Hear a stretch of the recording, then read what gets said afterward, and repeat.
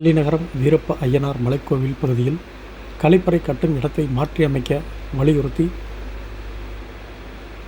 இந்து எழுச்சி முன்னணி சார்பில் அறநிலையத்துறை உதவி ஆணையாளரிடம் கோரிக்கை மனு வழங்கினர்.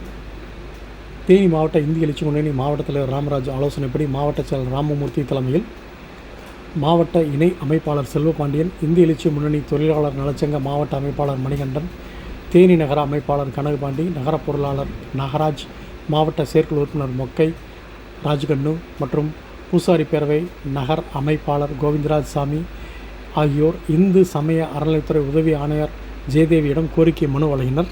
வழங்கிய அந்த மனுவில் தேனி அலிநகரம் வீரப்ப அய்யனார் மலைக்கோவில் தேனி மாவட்டத்தின் பிரசித்தி பெற்ற ஆன்மீக திருத்தலத்தில் ஒன்றாகும். ஆண்டுதோறும் சித்திரை திருவிழா தென் தமிழகத்தின் முக்கிய ஆன்மீக விழாக்களில் ஒன்றாக விளங்குகிறது. இந்த நிலையில் வீரப்ப அய்யனார் மலைக்கோவில் ஈசானி மூலையில் இந்து சமய அறநிலையத்துறை சார்பில் கழிப்பறை கட்டுமான பணிகள் நடைபெற்று வருவதாக பொதுமக்கள் மற்றும் பக்தர்கள் தெரிவித்தனர். வாஸ்து சாஸ்திரம் மற்றும் பாரம்பரிய ஆன்மீக நடவடிக்கையின்படி ஈசானி மூலை மிகவும் புனிதமான பகுதியாக கருதப்படுவதால் அங்கு கழிப்பறை அமைப்பது பொருத்தமற்றது என்றும் பலரும் கருத்து தெரிவித்தனர். பக்தர்களின் ஆன்மீக உணர்வு பாதிக்கப்படுவதோடு கோவில் பாரம்பரிய புனித தன்மையும் பாதிக்கும் என்ற அச்சம் நிலவுகிறது.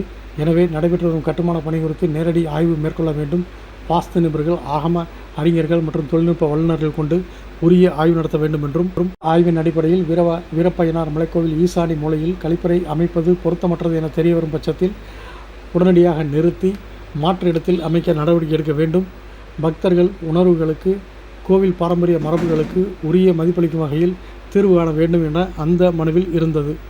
மனுவை பெற்றுக்கொண்ட உதவி ஆணையர் ஜெயதேவி கோரிக்கையை பரிசீலித்து உரிய நடவடிக்கை எடுக்கப்படும் என உறுதியும் அளித்தார்.